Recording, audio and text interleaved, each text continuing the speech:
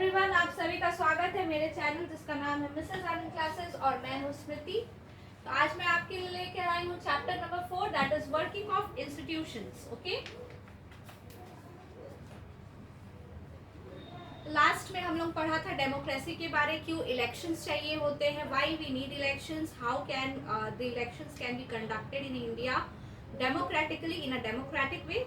तो ये सब सारी चीजें हमने लास्ट चैप्टर में पढ़ी थी। Now comes this chapter, working of institutions. Democracy is not just about people electing their rulers. Democracy में सिर्फ ऐसा नहीं है कि हम लोग जो citizens of India they elect their own leaders or their rulers, but also there are some procedures and some rules. जैसे क्लास में कुछ rules होते हैं, procedures होते हैं जो आपको स्कूल में फॉलो करने होते हैं या अपने क्लास में फॉलो करने होते हैं, वैसे ही यहाँ भी कुछ rules और procedures होते हैं। We try to understand this by looking at the manner in which major decisions are taken and implemented in our country. तो हमारे कंट्री में मेजर डिसीजंस कैसे लिया जाता है, ठीक है, और उसे इम्प्लीमेंट कैसे करते हैं, ये सारी चीजें हम लोग इस चैप्टर में देखेंगे, ठीक है। We come across 3 institutions that play a key role in major decision: legislature, executive and judiciary. तो तीन हमारा मेन जो पार्ट है इंडिया का, हमारे कंट्री का, जो 3 इंस्टीट्यूशंस मेन है जो मेजर डिसीजंस लेते हैं, वो क्या है? लेजिस्लेचर, ठीक है, एग्जीक्यूटिव एंड जुडिशियरी, ठीक है। ये तीनों लोग मेनली डिसीजंस लेते हैं। जुडिशियरी, ठीक है, ये तीनों चीज डिसीजंस लेते हैं, ठीक है। In this chapter we take examples from the working of the national level government called the central government. एक सेंट्रल गवर्नमेंट होता है और एक स्टेट गवर्नमेंट होती है। तो आज इस चैप्टर में हम लोग किसके बारे पढ़ेंगे? सेंट्रल गवर्नमेंट के बारे पढ़ेंगे, ठीक है। Central government, okay, central government के बारे पढ़ेंगे, ठीक है। यूनियन गवर्नमेंट और just government of India, union government बोलते हैं या फिर गवर्नमेंट ऑफ इंडिया बोलते हैं, ठीक है। यूनियन गवर्नमेंट या गवर्नमेंट ऑफ इंडिया।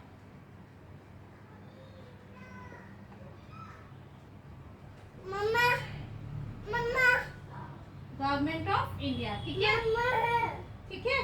चलिए मैं इसके आगे आपको बताती हूँ।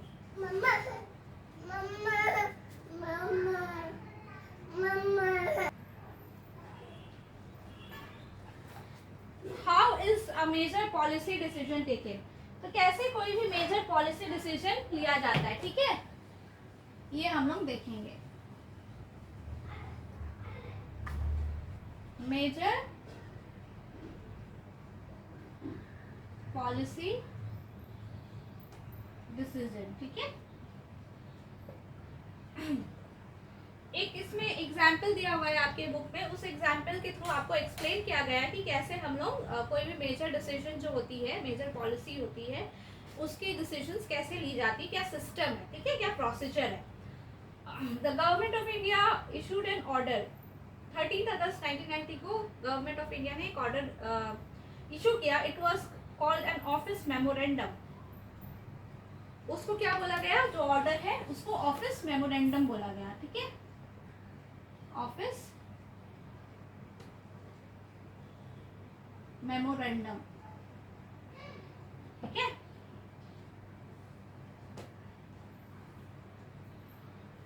ये क्या था? इसमें एक नंबर दिया गया था, उस नंबर से इसको जाना जाता था, ठीक है, इस ऑर्डर को। The Joint Secretary and Officer in the Department of Personnel and Training in the Ministry of Personnel, Public Grievances and Pensions signed the order. तो किसने साइन किया? जॉइंट सेक्रेटरी ने साइन किया, ठीक है, उसका डेजिग्नेशन दिया हुआ है। It was quite short, barely 1 page, it look like any ordinary circular. तो government issues hundreds of orders. तो ऐसी बहुत सारी ऑर्डर्स गवर्नमेंट हर दिन इशू करती है। तो उसमें से ये भी एक ऑर्डर था इस ऑर्डर को क्यों चूज किया गया? वाई? इसलिए क्योंकि इसमें कुछ इश्यूज आए थे जो कि थोड़ा डिफरेंट था बाकी ऑर्डर्स में से, ठीक है। तो इसमें कैसे रिजॉल्व किया गया और कैसे डिसीजन लिया गया वो हम लोग जानेंगे, ठीक है। ऑर्डर क्या था? This order announced a major policy decision. इस ऑर्डर ने क्या अनाउंसमेंट किया?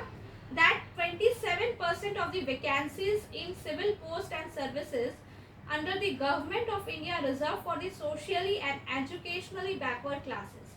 देखिए 27% जो सीट्स है सिविल पोस्ट में, सिविल सर्वेंट्स के जो पोस्ट है उसमें 27% जो सीट्स है वो रिजर्व किए गए हैं किसके लिए? जो सोशली और एजुकेशनली बैकवर्ड क्लासेस है, ठीक है। सोशली एजुकेशनली बैकवर्ड क्लासेस के लिए रिजर्व कर दिया गया, ठीक है। SEBC is another name for all those people who belong to castes that are considered backward by the government. The benefit of job preservation was still then available only to scheduled castes and scheduled tribe. तो इससे पहले किसको मिलता था? जो भी reservation के फायदे थे वो scheduled caste और scheduled tribe को मिलता था। अब किसे मिलेगा? जो और भी बैकवर्ड कास्टेज है उनके लिए भी 27% रिजर्वेशन कर दिया गया, ठीक है। जो पर्सन इस कैटेगरी में फॉल होते हैं वही इसका क्या कर सकते हैं? एलिजिबल है इस कोटा के लिए, ठीक है। तो डिसीजन मेकर्स कौन होते हैं? कौन हमारी गवर्नमेंट में कंट्री में जो गवर्नमेंट है उसमें कौन डिसाइड करता है, ठीक है। Clearly such a big decision, ये इतना बड़ा डिसीजन था कि कोई एक इंसान नहीं कर सकता है, ठीक है। The officer was merely implementing the instructions given by the Minister of Personnel, Public Grievances and Pensions, of which this department was a part. We can guess that such a major decision would have involved other major functionaries in our countries. तो देखिए बहुत सारे functionaries इसमें involve थे। तो किसका क्या position होता है हमारे कंट्री में वो मैं आपको एक्सप्लेन करती हूँ, ठीक है। प्रेसिडेंट क्या होता है? हेड ऑफ द स्टेट होता है, ठीक है। The president is the head of the state. Mama. The president is the head of the state. ठीक है। जो प्रेसिडेंट है वो क्या है? स्टेट का हेड है। Prime minister head of the government. President किसका हेड है? प्रेसिडेंट किसका हेड है? स्टेट का हेड है, ठीक है। किसका हेड है?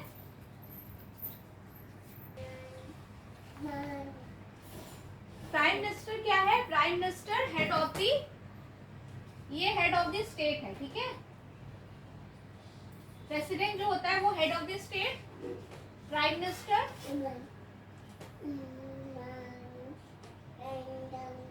हेड ऑफ द गवर्नमेंट, ठीक है।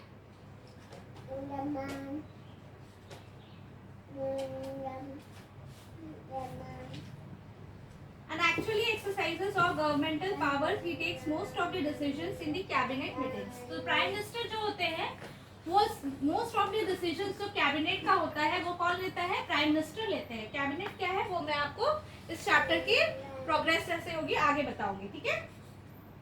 पार्लियामेंट में दो हाउस है, ठीक है। पार्लियामेंट जो हमारा है इंडिया में पार्लियामेंट, उसके दो हाउसेस हैं। First house is Lok Sabha. Lok Sabha का मतलब आप समझ रहे हैं? राज्यसभा। लोकसभा मतलब ये पीपल का हाउस है, हाउस ऑफ द पीपल। और ये राज्यसभा, ये house of the state. State का हाउस को राज्यसभा बोलते हैं और पीपल के हाउस को लोकसभा बोलते हैं, ठीक है। The prime minister must have the support of a majority of Lok Sabha members. जो प्राइम मिनिस्टर है उसको किसका सपोर्ट होना चाहिए? लोकसभा मेंबर्स का, ठीक है, तभी वो प्राइम मिनिस्टर रहते हैं, ठीक है। लोकसभा के मेंबर्स का प्राइम मिनिस्टर को सपोर्ट होना चाहिए। This office memorandum was the culmination of a long chain of events. The government of India had appointed the second backward classes commission in 1979. It was headed by D.P. Mandal. तो government of India ने क्या appoint किया था? एक backward class का commission appoint किया था। जो हेड कौन कर रहे थे? बीपी मंडल नाम के जो इंसान थे, जो पर्सन थे, वो हेड कर रहे थे। Hence it was popularly called the Mandal commission. तो उसको पॉपुलरली क्या बोला जाता है? मंडल कमीशन बोला जाता है, ठीक है। It was asked to determine the criteria to identify the socially and educationally backward classes in India and recommend steps to be taken for their advancement. The commission gave its report in 1980 and made many recommendations. One of these was that 27% of government jobs be reserved for the socially and educationally backward classes. तो ये आपको समझ आ रहा होगा ये जो memorandum कहाँ से आया, इसका बैकग्राउंड क्या है, ये एक्सप्लेन किया गया है। 27% जो हम लोग को क्यों दिया गया सोशली एंड बैकवर्ड क्लासेस के लिए, क्योंकि एक जो कमीशन बना था, गवर्नमेंट में कमीशन बनाया था, उनको कमीशन को एक टास्क दिया गया था, एक काम दिया गया था कि आपको क्राइटेरियाज लानी है। उसमें से एक क्राइटेरिया ये थी कि 27% रिजर्वेशन होना चाहिए जो सोशली और बैकवर्ड क्लासेस है, ठीक है। The report and recommendations were discussed in the parliament. तो पार्लियामेंट में इसका रिपोर्ट, इसका डिस्कशन सब चलता रहा, ठीक है। For several years, many parliamentarians and parties kept demanding the implementation of the commission's recommendation. बहुत साल तक जो ये रिकमेंडेशन है इसका इम्प्लीमेंटेशन मांगा गया, लेकिन हुआ नहीं।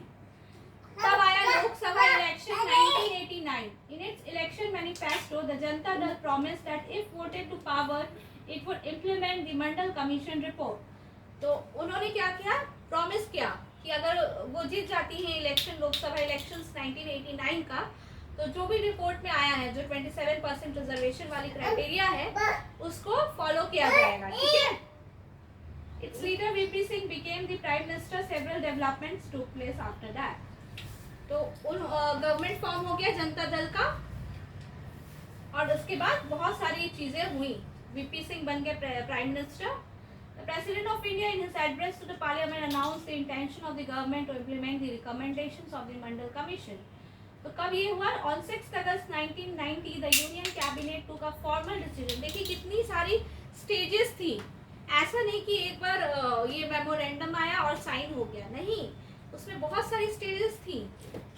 6 अगस्त 1990 में यूनियन जो कैबिनेट थी, उन्होंने एक फॉर्मल डिसीजन लिया कि रिकमेंडेशंस को हम लोग इम्प्लीमेंट करेंगे। उसके बाद प्राइम मिनिस्टर वीपी सिंह ने अपनी डिसीजन को एक स्टेटमेंट में बताया, थ्रू अ स्टेटमेंट, जो बोथ हाउसेज है, the Lok Sabha and the Rajya Sabha, दोनों हाउसेज के सामने इस डिसीजन को बताया। फिर ये जो डिसीजन था वो डिपार्टमेंट ऑफ पर्सनल और ट्रेनिंग को दिया गया। वहाँ के जो सीनियर्स ऑफिसर्स थे उन्होंने मिनिस्टर्स का अप्रूवल लिया, ठीक है। इस तरह से ये इम्प्लीमेंट हुआ। मतलब बहुत सारे स्टेजेस थी, बहुत सारे डिस्कशंस हुए इसके पीछे, उसके बाद ये फिर इम्प्लीमेंट हुआ, ठीक है। For the next few months, this was the most hotly debated issue. देखिए कुछ क्योंकि ये एक ऐसा टॉपिक है जो रिजर्वेशन वाला है, तो रिजर्वेशन वाला जब भी टॉपिक आता है तब कुछ ना कुछ डिबेट होता ही है सोसाइटी में, क्योंकि रिजर्वेशन बहुत सारे को नहीं पसंद होता है।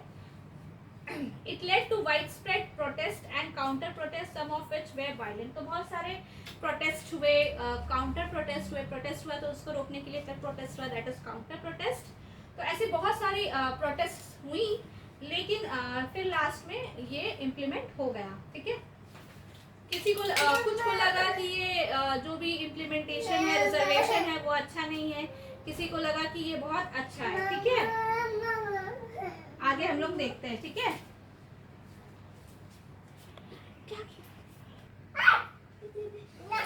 तो बहुत सारा डिसीजंस जो था, जो डिसीजंस लिया गया था 27% वाला, बहुत सारा स्टेप्स में लिया गया था, ठीक है। रिजर्वेशंस के ऊपर जो भी था, बहुत सारे व्यूज आए, कुछ फॉर में आए, कुछ अगेंस्ट में आए, इसके कारण बहुत सारे वायलेंट एक्शंस भी हुए। लास्ट में ये क्या हुआ, इम्प्लीमेंट हो गया। तो अब ये डिस्प्यूट जो आया था, जो मैंने आपको बताया कि बहुत सारे लोग फॉर में थे इस 27% के, और बहुत सारे लोग जो अगेंस्ट में थे, ठीक है। कुछ फॉर में थे, कुछ अगेंस्ट में थे, ठीक है।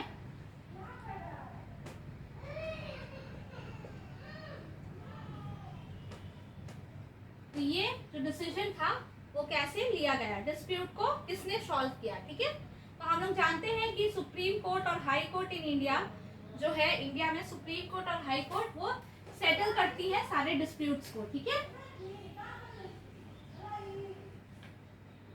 सुप्रीम कोर्ट और हाई कोर्ट, ठीक है, ये दोनों चीज सॉल्व करती हैं।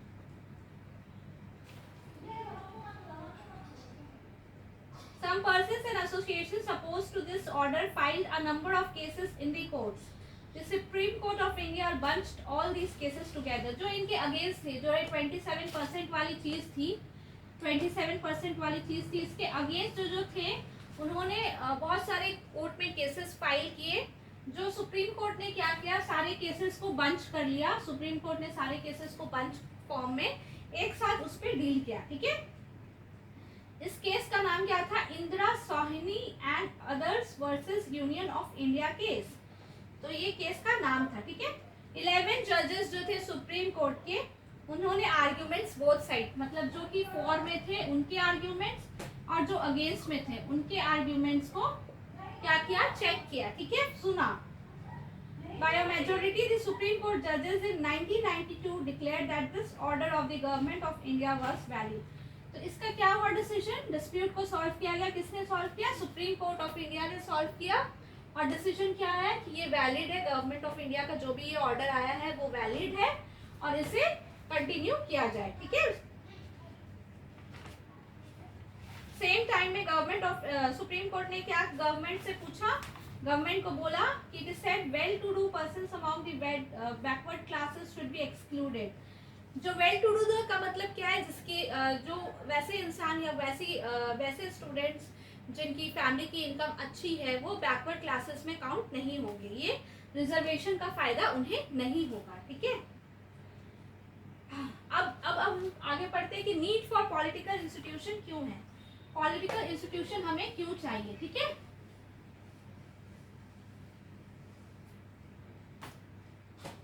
नीड फॉर पॉलिटिकल इंस्टीट्यूशन, ठीक है। क्यों पॉलिटिकल इंस्टीट्यूशन चाहिए, so to attend to all these task several arrangements are made in all modern democracies, such arrangements are called institutions.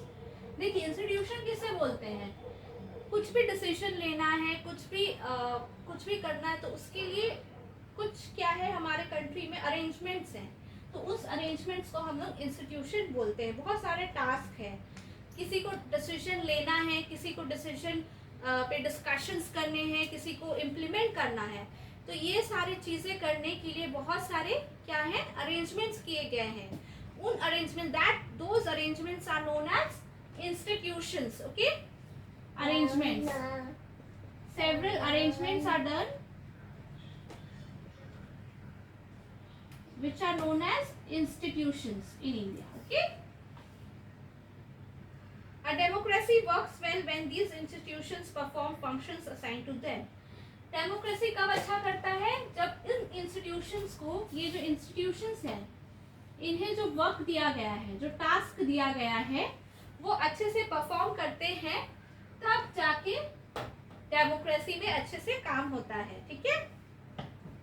The constitution of any country lays down basic rules on the powers and functions of each institution.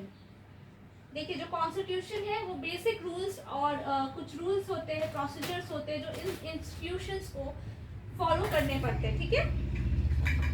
जैसे for example the prime minister and the cabinet are institutions that take all important policy decisions. तो देखिए हमारे country में जो policy decisions होते हैं, important policy decisions, वो कौन लेता है, ठीक है। इंपॉर्टेंट पॉलिसी डिसीजंस ये कौन लेता है हमारे कंट्री में, प्राइम मिनिस्टर लेते हैं, ठीक है, अपने कैबिनेट के साथ, ठीक है। प्राइम मिनिस्टर अपने कैबिनेट जो है, इनकी काउंसिल ऑफ मिनिस्टर्स या कैबिनेट जो है उनके साथ ये इंपॉर्टेंट पॉलिसी डिसीजंस को लेते हैं। The civil servants working together are responsible for taking steps to implement the minister's decisions. जो हमारे सिविल सर्वेंट्स हैं, जो यूपीएससी एग्जाम क्लियर करके सिविल सर्वेंट्स बनते हैं, वो क्या करते हैं, वो इन जो डिसीजंस होता है मिनिस्टर्स का उसको इम्प्लीमेंट करते हैं, ठीक है। Supreme court is an institution where disputes between citizens and the government are finally settled. तो सुप्रीम कोर्ट क्या है, हमारे प्राइम डिसीजन मेकर हैं जो डिस्प्यूट्स को हैंडल करते हैं। गवर्नमेंट या सिटीजन के बीच कुछ भी डिस्प्यूट हो उसे हैंडल करने के लिए हम लोग सुप्रीम कोर्ट के पास जाते हैं, ठीक है।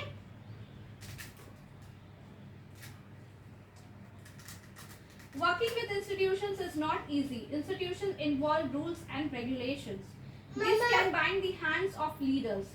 तो ये क्या करता है, बहुत सारे इंस्टीट्यूशंस के कुछ रूल्स हैं, कुछ प्रोसीजर्स हैं, कुछ फंक्शंस होते हैं, जो रेगुलेशंस होते हैं, जो क्या करते हैं कि ये सब कुछ अपने मर्जी से नहीं कर सकते, इन्हें रूल्स बाइंड करते हैं, ठीक है। रूल्स को इन्हें फॉलो करना पड़ता है, ठीक है।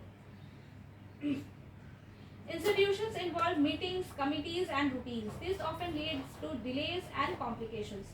तो इंस्टीट्यूशन में क्या होता है, जो भी इंस्टीट्यूशन है, जैसे हमारी सुप्रीम कोर्ट है या फिर हमारा प्राइम मिनिस्टर है या फिर हमारे जो सिविल सर्वेंट्स है, जहाँ पे भी हमारा इंस्टीट्यूशन है, वो सारे में बहुत सारे क्या इन्वॉल्व होते हैं, कॉम्प्लिकेशंस इन्वॉल्व होते हैं, बहुत सारे मीटिंग्स होती हैं जिसके कारण डिलेज होते हैं, ठीक है।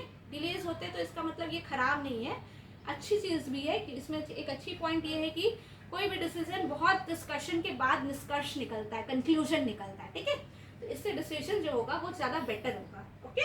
इसके आगे हम लोग देखते हैं, ठीक है। पार्लियामेंट,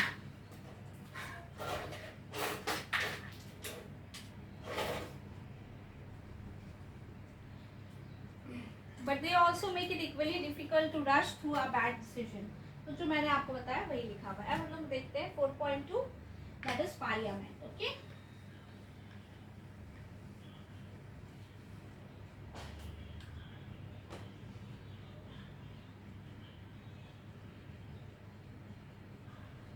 पार्लियामेंट में क्या है, example of the office memorandum, हमने देखा बहुत सारी चीजें हुई, रिपोर्ट डिस्कशन हुआ, प्रेसिडेंट ऑफ इंडिया ने मेंशन किया, प्राइम मिनिस्टर ने कुछ बोला। The decision was not directly taken in parliament.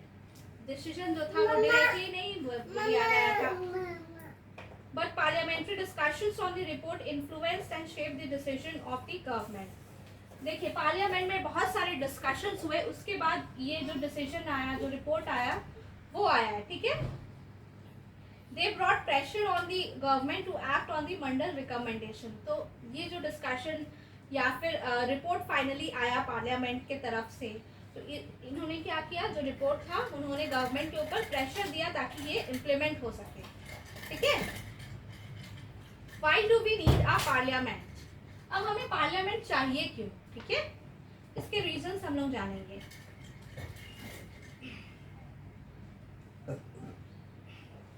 All democracies an assembly of elected representatives exercises supreme political authority on behalf of the people. In India, such a national assembly of elected representatives is called parliament. तो parliament का पहला definition क्या है? Parliament का definition है elected national assembly of elected representatives. Parliament में कौन है, जो इलेक्टेड रिप्रेजेंटेटिव्स है वो है, उन्हें पार्लियामेंट बोला जाता है, ठीक है। Elected representatives, very important point, kindly make a note of this. और आपको अगर मेरा चैनल, मेरे वीडियोस अच्छे लग रहे हो, इंफॉर्मेटिव लग रहे हो, तो काइंडली सब्सक्राइब कीजिए टू मिसेस आनंद क्लासेस, ठीक है। National assembly of elected representatives. At the state level, this is called legislature or legislative assembly. State level पे क्या बोलते हैं? लेजिस्लेटिव असेंबली बोलते हैं, ठीक है, या लेजिस्लेचर बोलते हैं। स्टेट लेवल पे या यही सेम चीज हो, ये नेशनल लेवल पे हम लोग क्या बोलेंगे, पार्लियामेंट बोलेंगे, ठीक है। और स्टेट लेवल पे सेम चीज, मतलब असेंबली ऑफ इलेक्टेड रिप्रेजेंटेटिव्स अगर स्टेट लेवल पे है तो उसे लेजिस्लेचर या फिर लेजिस्लेटिव असेंबली बोलते हैं। आगे हम लोग देखते हैं, ठीक है।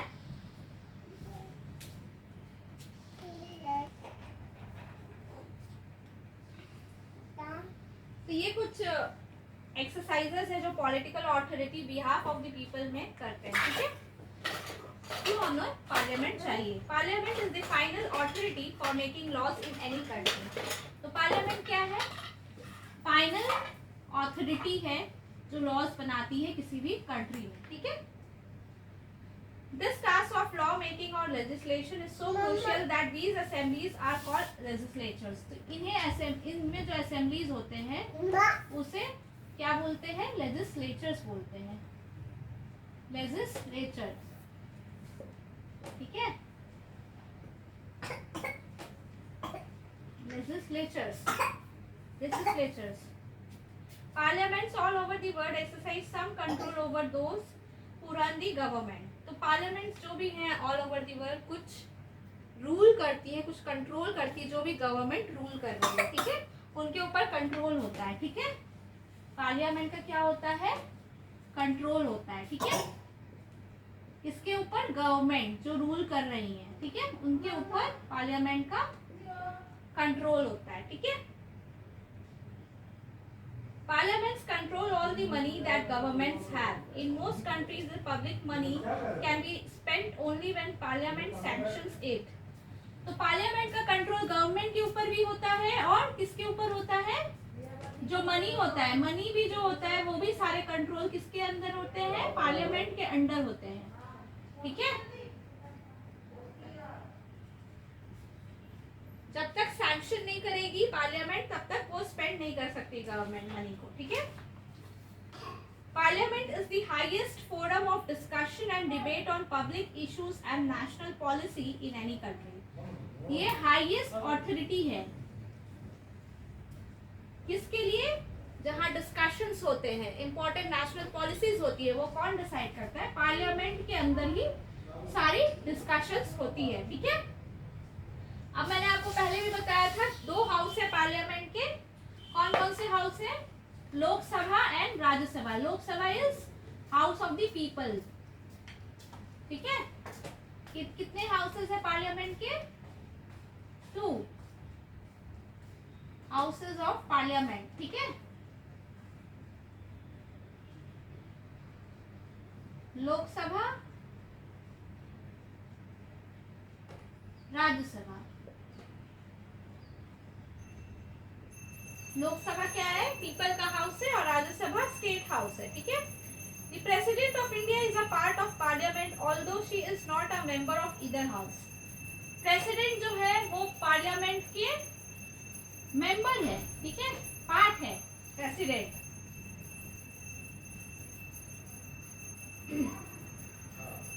पर ये मेंबर नहीं है किसी भी हाउस के। प्रेसिडेंट जो होता है वो ना लोकसभा का मेंबर होता है ना ही राज्यसभा का मेंबर होता है, ठीक है।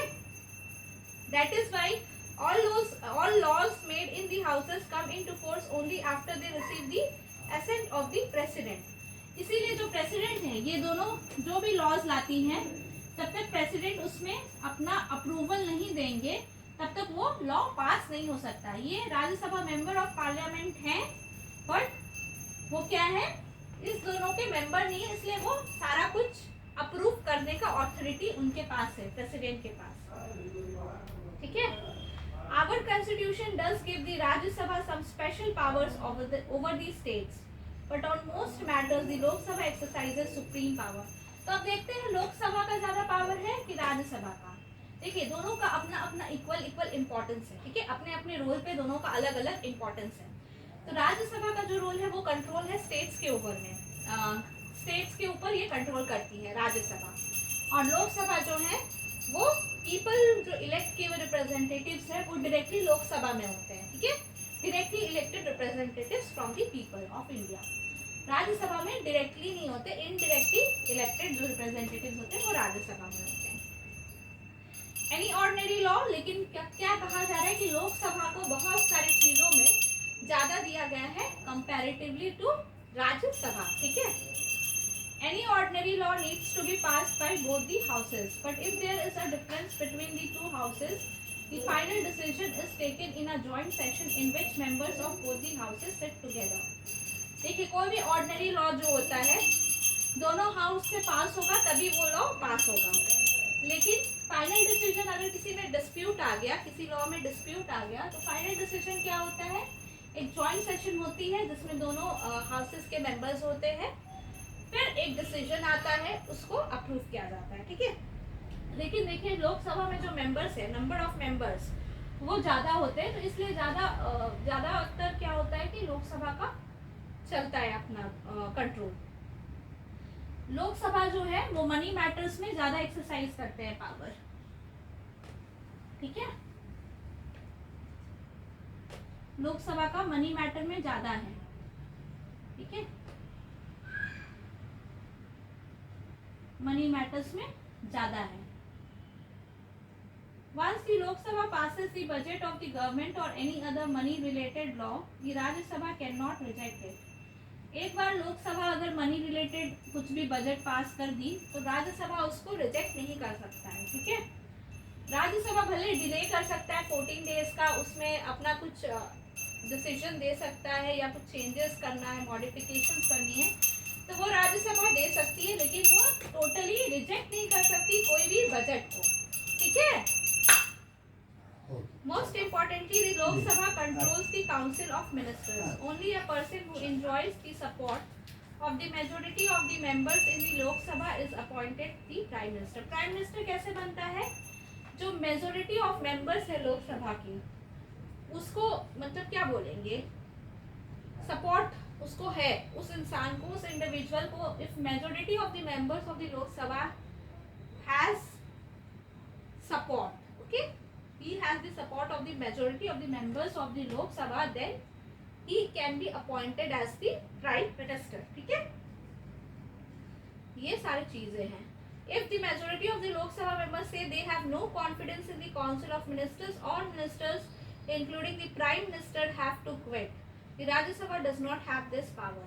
अगर लोकसभा के जो मेजोरिटी ऑफ मेंबर्स है उन्होंने बोल दिया कि मुझे जो काउंसिल ऑफ मिनिस्टर्स है, काउंसिल ऑफ मिनिस्टर्स में ही प्राइम मिनिस्टर भी एक मेंबर है, ठीक है, बोल दिया तो सबको क्विट करना पड़ेगा।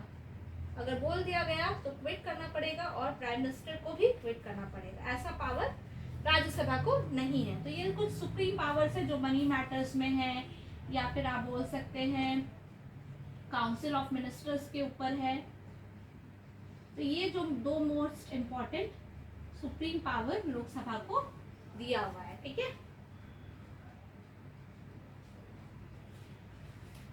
इसके आगे हम लोग नेक्स्ट चैप्टर में करेंगे, नेक्स्ट वीडियो में करेंगे। इसके आगे का पोर्शन जो भी है इस चैप्टर में हम लोग नेक्स्ट क्लास में कवर करेंगे। तब तक आपको कोई भी डाउट हो तो कमेंट बॉक्स पे कमेंट कर दीजिए और मेरे वीडियोस को शेयर कीजिए अपने ज़्यादा से ज़्यादा फ्रेंड्स के साथ, and obviously subscribe to my channel Mrs Anand classes. Thanks for watching my video. और नेक्स्ट क्लास में हम लोग करेंगे पॉलिटिकल एग्जीक्यूटिव से स्टार्ट करेंगे और इस चैप्टर को कंप्लीट करेंगे। उसके बाद मैं बहुत इंपॉर्टेंट बात बताती हूँ कि मैं इंपॉर्टेंट क्वेश्चंस जो हैं वो देती हूँ हर एक चैप्टर से, long questions and even short questions.